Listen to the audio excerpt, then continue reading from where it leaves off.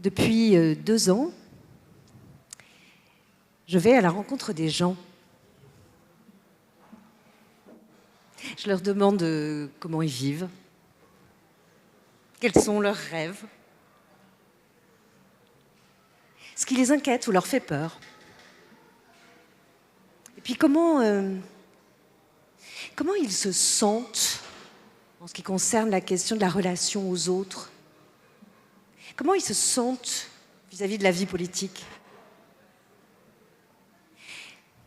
Et ce qui en ressort, c'est que l'organisation politique de notre société est fatiguée. La démocratie représentative est fatiguée. Quelque part, nous oscillons entre l'impression de ne pas être bien représentés, la sensation d'impuissance, de rejet, ou la sensation de ne pas avoir de voix. C'est que s'associer, ça ne va pas de soi. Hein. Oh bah, soyons honnêtes, c'est pas évident. Ah bah non, c'est pas si évident de faire confiance aux autres et de décider ensemble d'un avenir commun. C'est un petit peu comme si participer était un muscle, que nous manquions d'entraînement, que rien ni personne ne nous invitait jamais à le faire, et que petit à petit, nous nous laissions glisser dans une léthargie confortable, où on mange des chips, on regarde Netflix. Et sans qu'on s'en aperçoive, un capitalisme fasciste et mortifère s'installe dans ce vide politique pendant qu'on regarde la 3e saison de Friends pour la 1e fois. Les moyens de lutte avec lesquels j'ai grandi, les manifestations, les pétitions, les recours en justice, sont plus tout à fait à la hauteur des enjeux. Les mots qui faisaient se dresser les barricades sonnent creux. Démocratie, socialisme, révolution. Il ne secoue plus rien. Ou alors, simplement le passé pour le rejouer encore. Moi, je veux les décrasser et en inventer de nouveaux. Me mettre en mouvement au-delà des mots. Je cherche la joie dans le politique. Voilà, j'ai profondément besoin de joie. Voilà. Alors, depuis 2 ans, je me plonge dans les univers militants de différents collectifs citoyens pour regarder comment ils s'organisent et comment les luttes ébauchent d'autres manières de vivre et d'habiter. Alors avec eux, j'ai cultivé les poireaux pour nourrir la lutte. J'ai participé à des actions directes. J'ai beaucoup réfléchi. Je me suis beaucoup questionnée. Et j'ai beaucoup ri. Et partout, j'ai vu des collectifs composés de gens très différents se réunir autour d'un commun. L'eau, une forêt, un hôpital, une ville, enfin, ça se touche. On le défend à pied. Les tentatives d'une autre chose pollinisent nos territoires juste à côté de chez nous.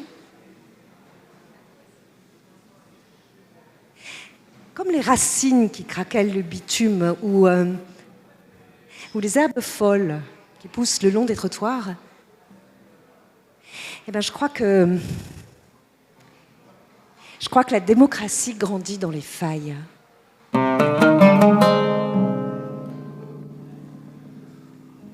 وأشهد أني حي وحر حين أنسى وأشهد أني حي وحر حين أنسى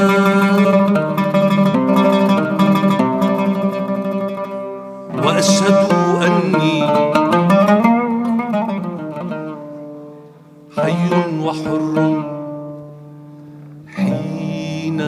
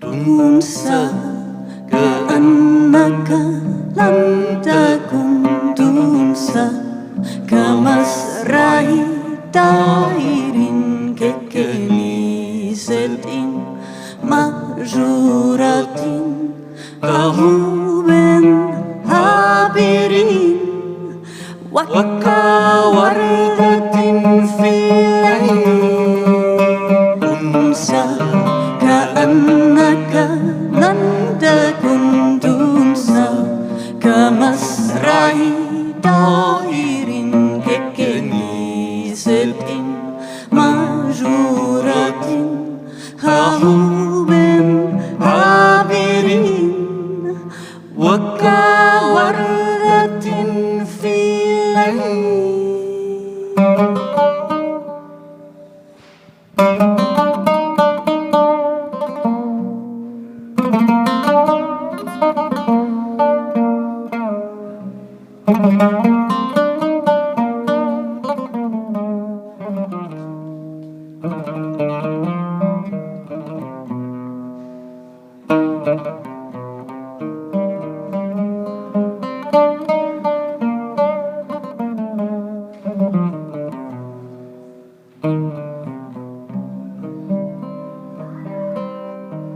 Ces derniers temps, je me suis sentie vraiment hyper désemparée face à la politique politicienne, à comment agir, avoir cette sensation.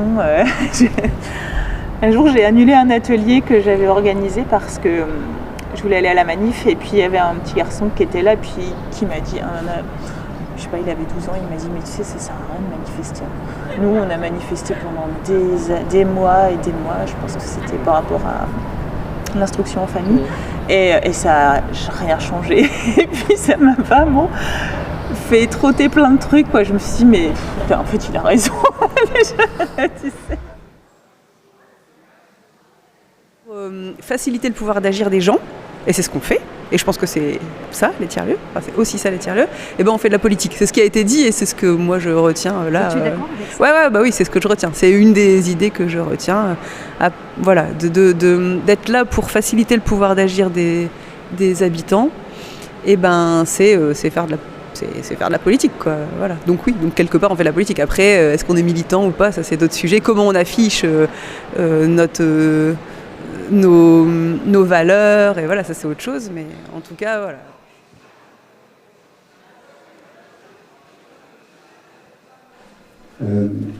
Effectivement, on n'a pas à être neutre en tant qu'association, et je pense même pas qu'on puisse l'être.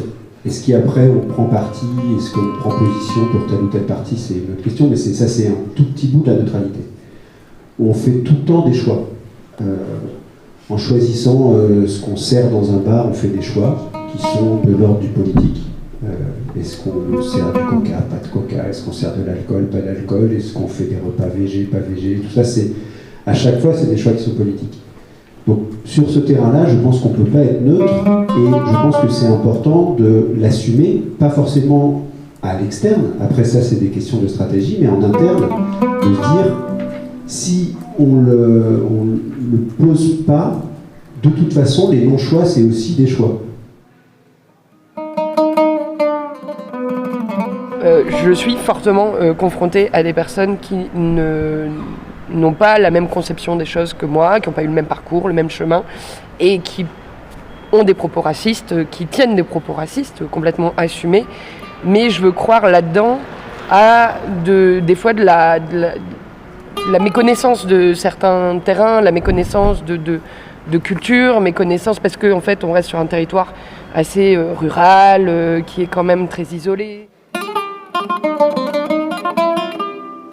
Et les gens considèrent que leur parole elle n'est pas écoutée, que ce qu'ils ont à dire c'est pas intéressant, que leur expérience de vie n'a pas de valeur, qu'ils sont disqualifiés d'office, et y compris par les milieux qui prônent le contraire. Ça fait partie du sentiment de colère que j'ai des fois, c'est-à-dire que j'ai des fois tendance à dire merde les gars, on a beau dire qu'on est ouvert et qu'on veut faire participer tout le monde et qu'on ferme la porte à personne, bah c'est pas suffisant quoi. La réalité c'est que c'est pas suffisant pour que les gens se sentent autorisés, pour qu'on valorise leurs paroles, etc. Et donc...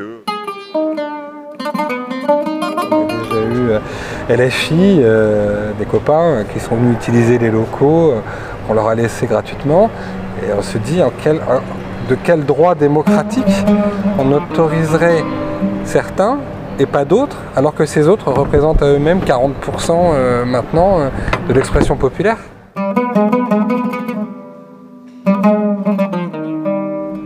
Réussir à pouvoir dire à des gens je suis pas d'accord avec toi, mais ce pourquoi on est là, c'est pas ça. Et ce pourquoi on est là, c'est faire quelque chose pour le quartier, c'est faire quelque chose ensemble, c'est bricoler un truc. C'est parce qu'on est dans des actions concrètes et donc c'est beaucoup plus facile aussi.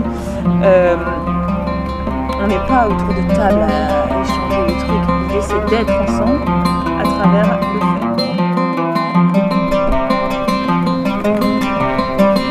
En fait, je dirais que du coup, si je prends d'un sens premier, tel qu'on l'entend aujourd'hui dans les médias, je dirais non, les tiers-lieux ne sont pas radicaux. Si je reprends à l'étymologie du mot radical, je dirais que les tiers-lieux ont vocation à être radical dans le sens revenir à la racine, revenir aux liens sociaux, à l'entraide et à la coopération.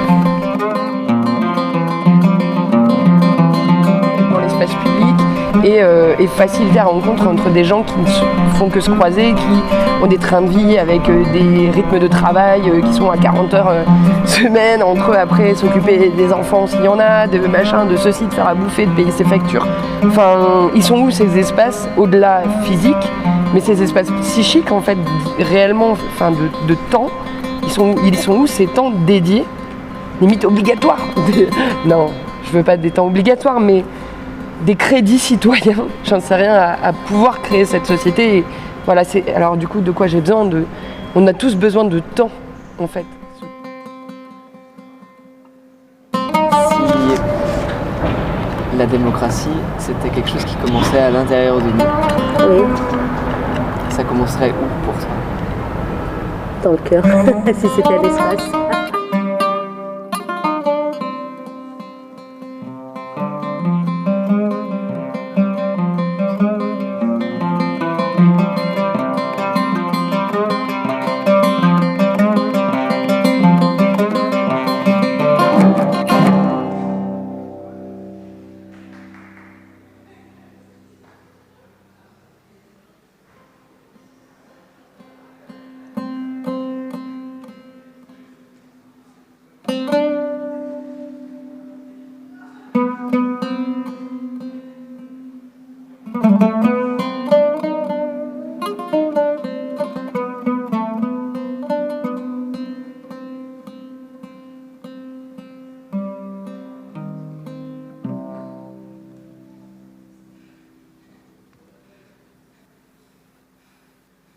Qu'est-ce que ce serait pour vous, la démocratie, si ça commençait dans l'intime, au fond de vous? C'est l'une des questions qu'on vous a posées aujourd'hui. Et vous nous avez répondu, ce serait l'écoute active. Vous nous avez répondu que ce seraient les rêves qui nous habitent. Ce serait le choix des mots. Ce serait la capacité de chacun et chacune de poser ses règles, ses envies, ses désirs. Ce serait un truc viscéral, un truc qui vient des tripes. Ce serait que ça commence dans le cœur. Ce serait plus de discussions intérieures avec moi-même. ce serait de faire de l'amitié une valeur démocratique. Et ce serait de faire le tri de mes idées préconçues. Et peut-être plein d'autres idées et de ressentis. Merci pour votre écoute et regard.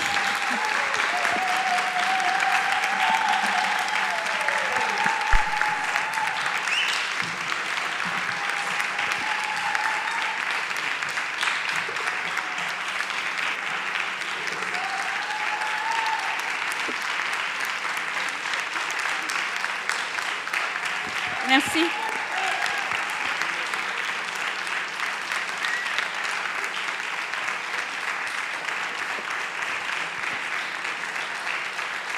Merci beaucoup. Vous voulez dire un mot ?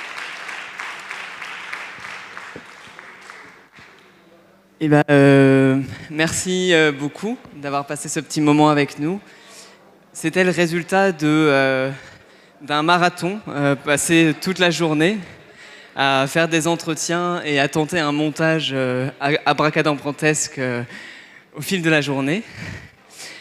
Et ça fait partie des démarches d'un projet plus large dont je vous ai parlé ce matin, qui s'appelle du coup Figurante de notre compagnie, qui est Le Grand O.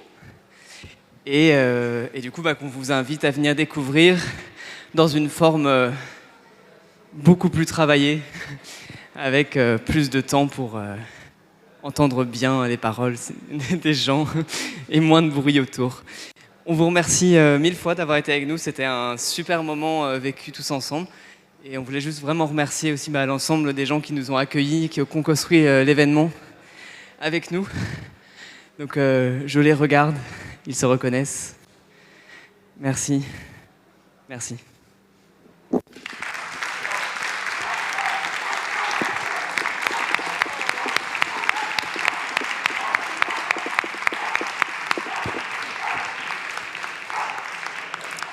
Derrière nous, là-bas, il y a Maëlle qui travaille avec nous à la production.